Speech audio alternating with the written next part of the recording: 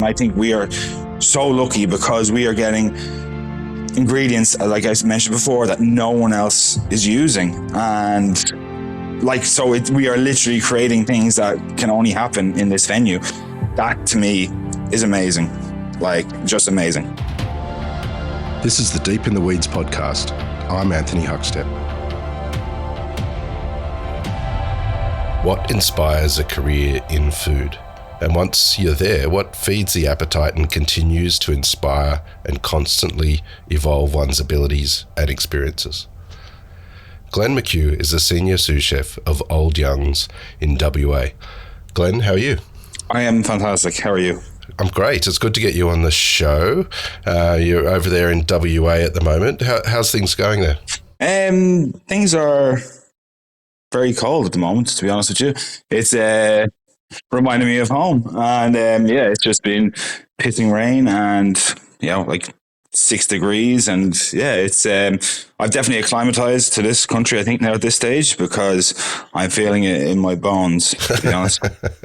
Well, I haven't heard too many people say that WA is cold compared to some other places. But you're actually south there in the Swan Valley. Tell us a little bit about the region you're in. Look, to be honest with you, even though I've been here 11, going on 12 years, I wasn't too familiar with Swan Valley. And I had been there on a couple of times on your, generic booze bus kind of, tour, hitting a few wineries and hitting a few breweries and stuff like that. And I always kind of viewed it like that, but I realized that there's actually a hell of a lot more to it. Obviously, I think it's the oldest wine region in Australia. It's also probably one of the hottest wine regions in Australia. But it's like I don't know how you say it's like a snapshot of Europe in Australia, in my opinion. Tell us a little bit more about that. What do you mean by it's a bit of a snapshot of Europe? I mean, there's tons of, Italian heritage there. There's tons of Europeans, that have made homes and a living from the land there.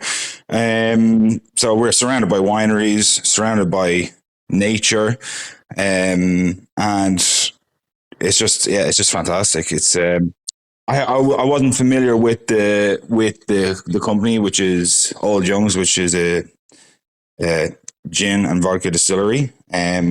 Before I came on board, they've been in the venue for quite a number of years before we actually opened the kitchen. And once I came on board, I kind of fell even more in love with the area. I mean, there's people beside us making ice cream. There's cheese makers, there's chocolatiers, there is obviously wineries and distilleries and breweries all around us. And it's just kind of, a lot of people come here and they have to, they come to Perth and they go, okay, well, we need to drive down to Margaret River to, hit a winery. Well, no, you can actually just come to Perth and just go 30 minutes and then you're in a wine region, a fantastic wine region, in my opinion. With all of those sort of artisans and that sort of rich food culture in the Swan Valley, has that sort of affected your approach and what you're doing at Old Young's? Well, 100%. We try to use the term hyper local is thrown around, but we try to use as many local producers as possible. We, like for our ice creams, for example, and we will infuse our own milk, like with Geraldton wax or fig leaves or whatever, and we will, which are all grown on the property, and then we will infuse that. We'll give it to Stella, our ice cream maker, and 2 days later we have amazing Geraldton wax or fig leaf ice cream that goes on our menu. Wow. You mentioned that you're growing things on the property. Tell us a little bit about the property and sort of what you are growing on there. Sure. So native produce is obviously something that's important to not only the distillery, but also to the kitchen. So I mean, at the moment we have fig trees, we have pear trees, we have lemons, we have kumquats. We grow a lot of native stuff, so like native lemongrass, obviously Geraldton wax, which is like nearly a weed at this stage, but the most delicious weed in the world. Um, what else do we have? Yeah, we obviously grow like wild fennel and many other things like that, grapes, things like that. But which is fantastic because I mean, whenever I get a little bit maybe stressed at work, it's always good to bring a chef out or myself out to go out and just go, okay, let's reset. Let's have a look in the garden and just remember why we're doing this. You listed some pretty extraordinary native ingredients there, and I can tell by your accent that you grew up over in Europe. Tell us a little bit about the sort of immersion into native ingredients for you, and because your training was all back in Ireland. Yeah, correct. To be honest, up until I started in Old Youngs, my knowledge of native ingredients was terrible, to be honest. And that was one of the main reasons why I wanted to work with Rowan and I wanted to work at Old Youngs, was to kind of educate myself. And I'm by no means a master or super knowledgeable at the moment, but I have definitely realized that I've learned quite a lot in the last 2 years. We're very fortunate because of our chef Rowan. He has some great relationships going with some elders, and also through his work that he's done in the last few years. So we get to use produce that not many other restaurants in the entire country get to work with. So, like for example, emu eggs. The emus in Ireland are non-existent, obviously.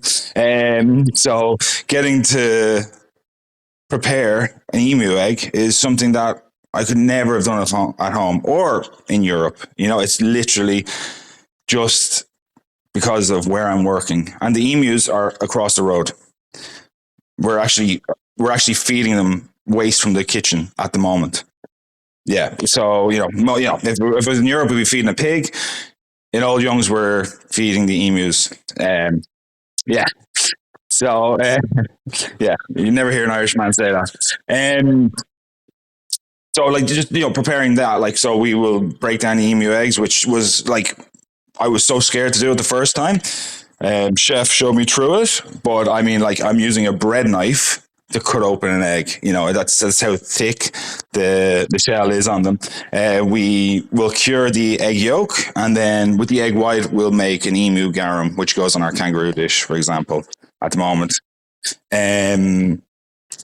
So the major thing for me personally is it's not even just about being able to taste and use these ingredients. It's the fact to be able to walk around the beach or my local area at the moment and actually notice these things that I walked by 2 years ago and didn't even notice. Now I'm purposely more open-minded, and like I'm viewing the world differently. I know that sounds crazy, but that's the way it is.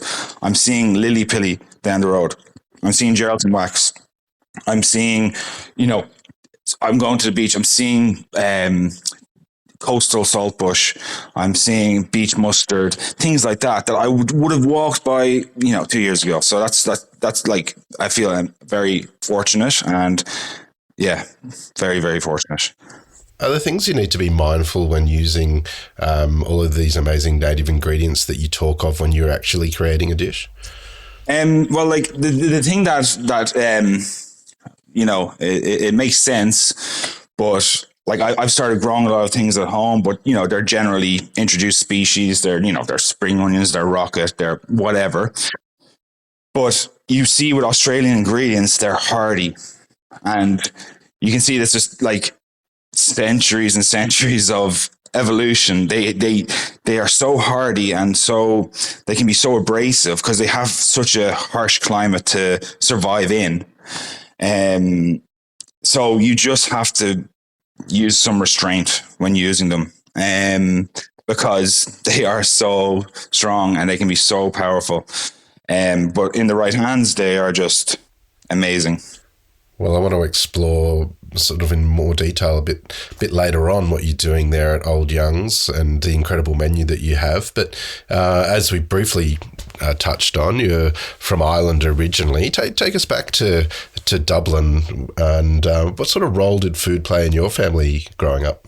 Look, I'd love to tell you that I have an Italian grandmother who used to, make gnocchi with me and, put corks when she's cooking octopus and stuff like that. But I don't.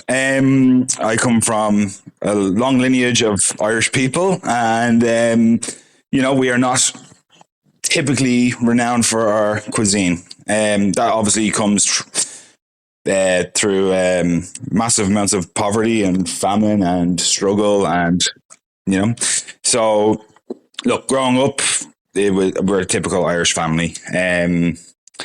I think probably one of the highlights would be having a fish and chips on a Friday every so often, which we still do very well. But it was really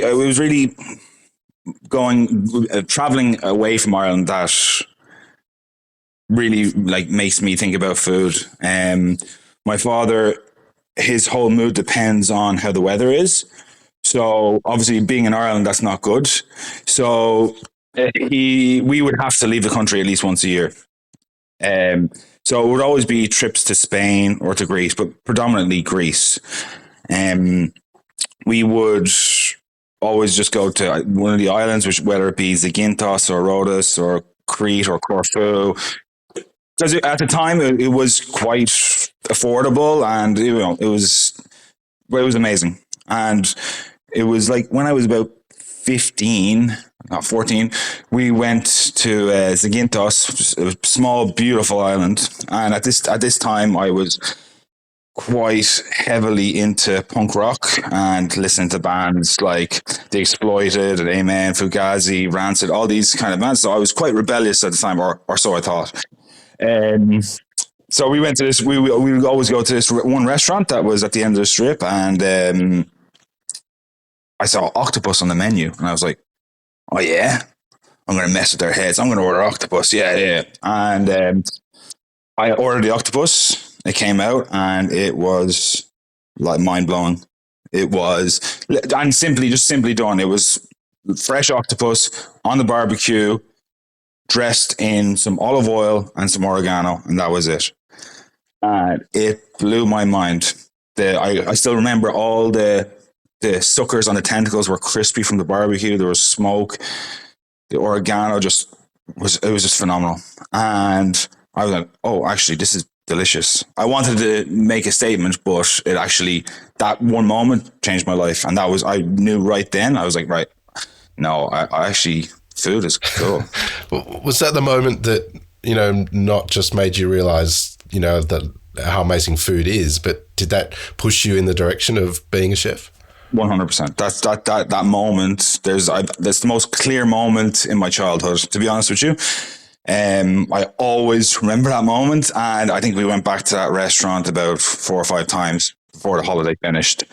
It will always stick to me. So Greece is a massive turning point in my life, and I still think it's one of the most underrated cuisines in the entire world. Certainly, I don't disagree with you, especially there's such the amazing way they capture simplicity with great produce. Tell us about the beginnings of your career. You had those extraordinary experiences in Greece, but what was it like stepping into a commercial kitchen back in Dublin? So my mum actually got me my first job. She just came back to the house one day. My dad and my mother had gone for a pint in the local pub, and just said, "All right, I got your job as a chef." I was like, "All right, cool. That's exactly what I wanted." But at the same time, I was filled with fear. I turned up. I was 17. Turned up to the local pub. And look, I loved it. I loved it straight away. I don't know. It was a mixture of so many things, but I just wanted to have my hands on food, and this kitchen was not, it was definitely not 3-star Michelin or anything like that, but it was it was a doorway, and I loved it, and I just took it and ran with it. I decided that year, okay, well, that's what I'm going to do when I finish school, and I applied to go for college to study culinary arts that year. Take us through that sort of period in your life when you started to earn your stripes in different kitchens in Dublin. What were the really important venues and people that helped shape your career? So when I started, I kind of went balls to the wall, for lack of a better term, and I took a full-time job while studying full-time. So for a long time, I was doing 80 plus hours a week, but I was never tired. I never felt tired because I was just obsessed. And, when you're just that obsessed, it doesn't feel like work. It was just constant wanting to learn, wanting, to be better.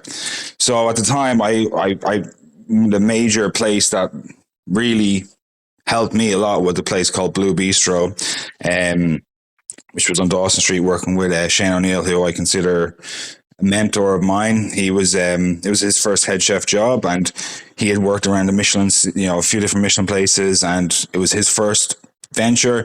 And he just instilled in me that, just not to be lazy, just work, just work your ass off.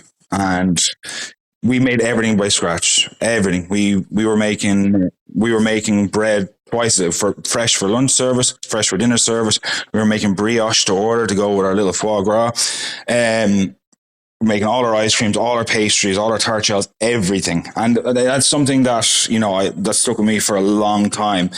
Obviously, the industry is a little bit different now, and to work 60, 70 hours on a 38-hour wage was very normal. It's not so much now.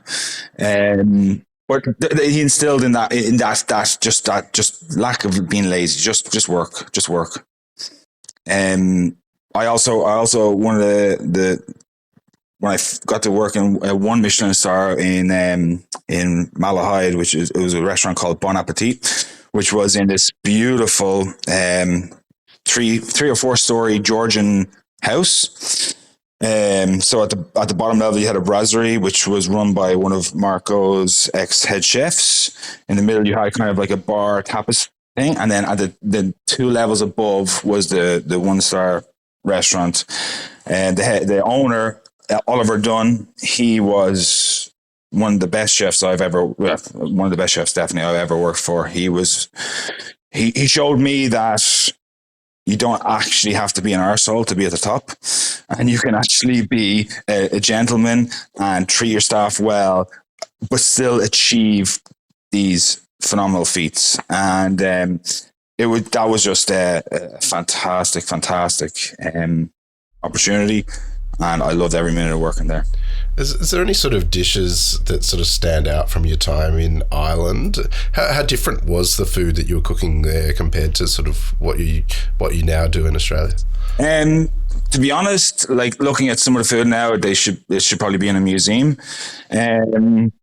because we were just cooking French food, and I know, when I was working in Bon Appetit in Malahide, our head chef had worked for Gordon Ramsay, and so we had a lobster ravioli, which was basically just from Gordon's menu. We were trying to just replicate dishes from France, which went through England which then filtered down to Ireland. So that's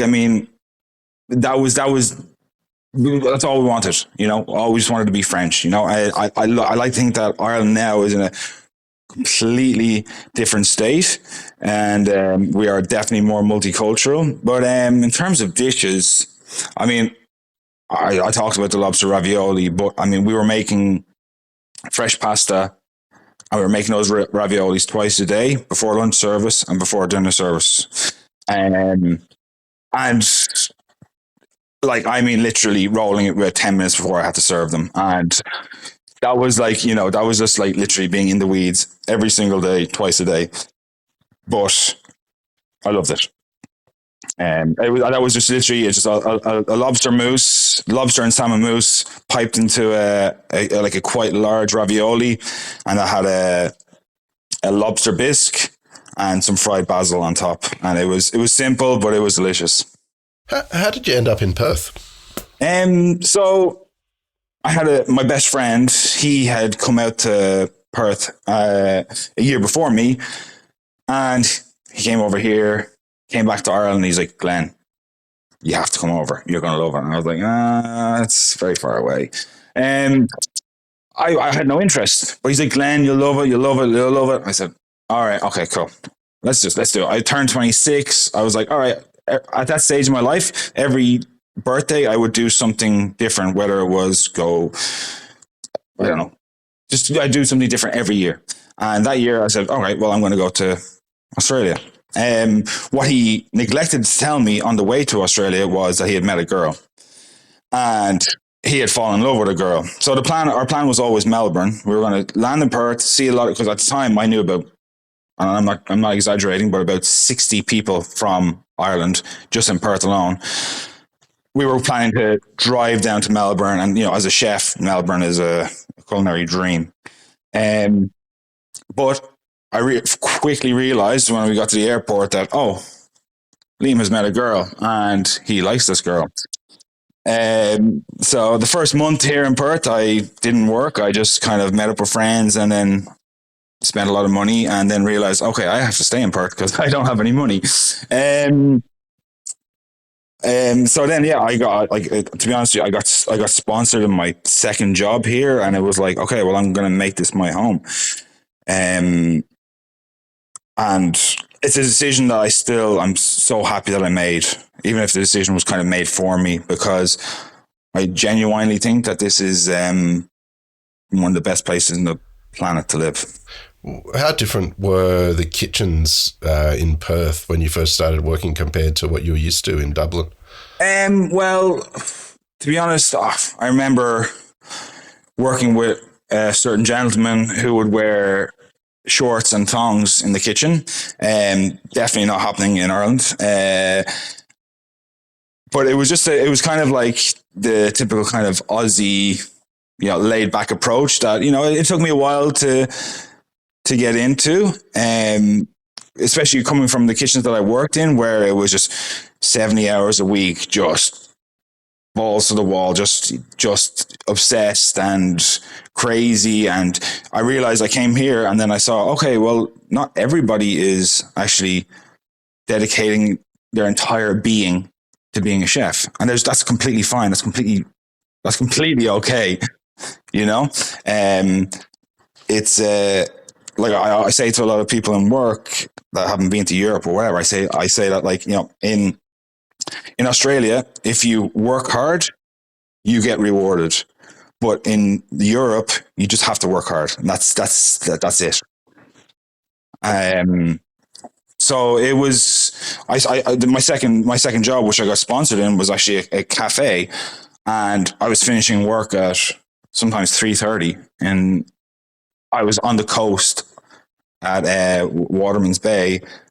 I could see the ocean from the kitchen. I was like, this is a completely different experience to what I was experiencing before in my own country. And it took me a lot of time to adjust, because I very quickly fell into a head chef role. I wasn't comfortable with produce and ordering and food trends and things like that. And that really threw me out of my depth. I was very confident chef, but I really shone a light on my inexperience at that time. You also opened a small Italian restaurant. Tell us a little bit about that. Yeah, sure. So the same gentleman that sponsored me in my second place, I went to work for him in his father's restaurant for a little bit, and then we decided to open just a small local, like fresh pasta and pizza restaurant. It was called Postamato, and all we wanted was just this local, just good food, a little point of difference, but just somewhere you come and just, eat a pizza, eat some small dishes, drink some good wine, and just, not going crazy. It was, I was obsessed at the time, and I threw myself 1000% into it. It was a big turnaround. We had to. It was originally, before that, it was an Indian restaurant, so we had to renovate it from that and renovate the kitchen. I was working full time at his father's restaurant at the time. I finished on the Sunday night in his father's restaurant, and the next day prepping for the new restaurant. And by Tuesday we had our soft opening. Yeah, so it was just a lot of work, but it was amazing. We tried to use the wood fire pizza oven not just for pizzas but also to cook for the kitchen, which a lot of people weren't doing it, because this is going back now probably 6 years. Not a lot of people were doing at the time. But again, I brought that ethos of making everything from scratch, which was crazy. Again, we agreed, I wanted to make all the pastas by hand. We agreed, okay, we'll do 50% by hand and 50% we buy. Things like spaghetti and linguine and stuff like that, it's better just to buy. But like, we were making our gnocchis, we were making our agnolottis, our raviolis, orecchiettis, things like that. But we were making all our ice creams, all our pastries, everything by hand. And again, that required a lot of labor. And I think at that time I was doing probably 6 days a week, probably 12 hours a day, which I can't even fathom anymore because I'm an old man with 2 children. But it was just pure obsession, and just the drive to just try and perfect and be better each day. And I think a lot of my chefs disliked me because they were just like, especially some of the Italians, because I'm this Irish bloke showing them how to make orecchietti, and they're just like, well, why don't you just buy it? And I was like, what's the fun in that? But they disliked me. Why did you end up leaving the Italian restaurant after a few years? Well, I to be honest, as much as I love Italian food, it is quite limited in terms of what you can do. I feel that if you can only mess with tradition if you're actually Italian. An Irish guy messing with tradition is not so well received.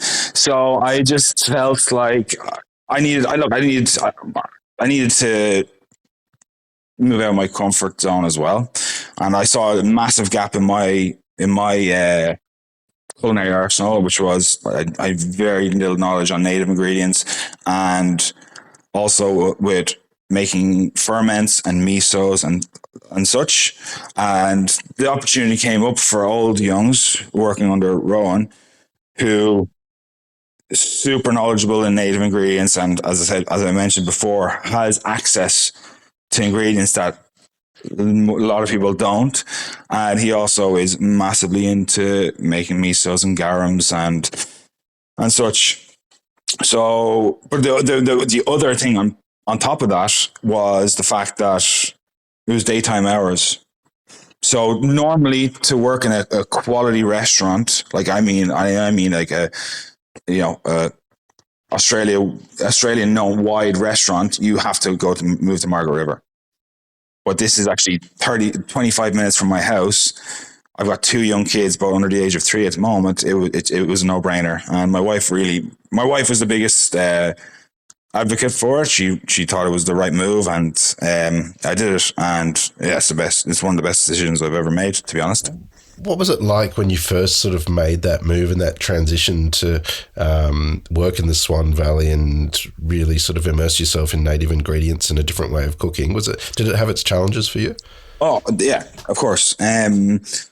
Normally I can walk into a kitchen and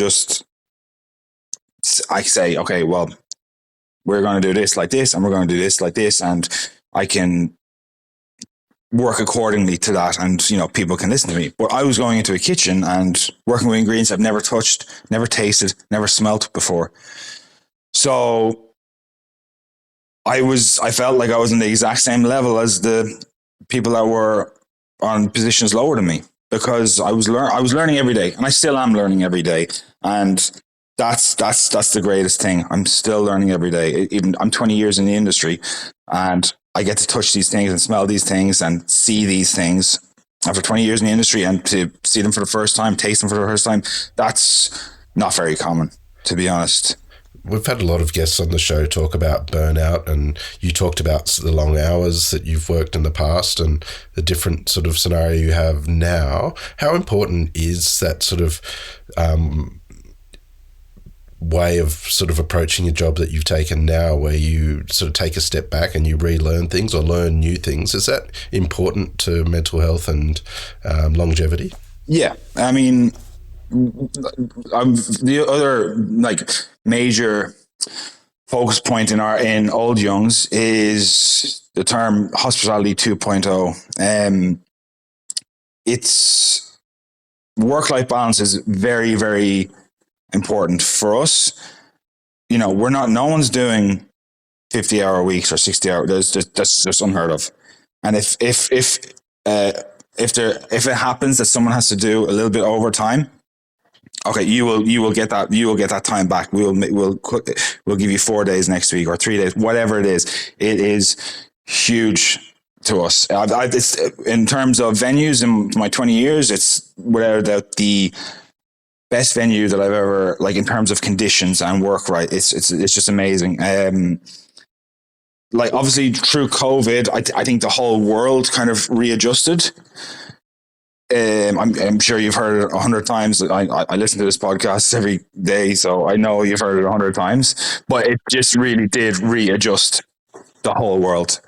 And like, because I remember when I went through COVID, I didn't lose a single day of work during COVID. I actually worked the entire time in that Italian restaurant, but I was cut down to, I was the only person in the kitchen, so I was preparing, cooking, and then cleaning for that entire time. Because my wife was pregnant with our first child, I felt it necessary.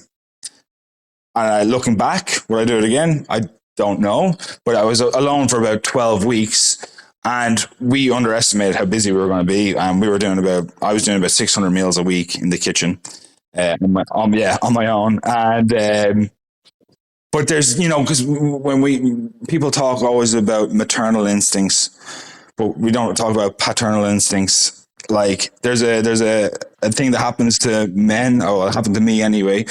As soon as I found out that I was having a child, like, which was the best thing ever, I straight away said, "Oh, I need to make more money," which is the wrong viewpoint. But that was, you need to be there. You need to support your family, and that was my viewpoint. And that was my ideology. I even took a second job, which no one knew about. So I was working 7 days a week because I freaked out. Now I see the other side, and now it's so important. I try not to take my work home with me. Sometimes it happens. It's just the nature of the beast. But I try to, my home time is my home time. My work time is my work time. And when I'm at work, I give 110%. And when I'm at home, I give 110% to my family. And that's just the way it kind of is at the moment. You never anticipated moving to Australia and even Perth as well, but now you've built a life there. How much have you changed since sort of building your life here?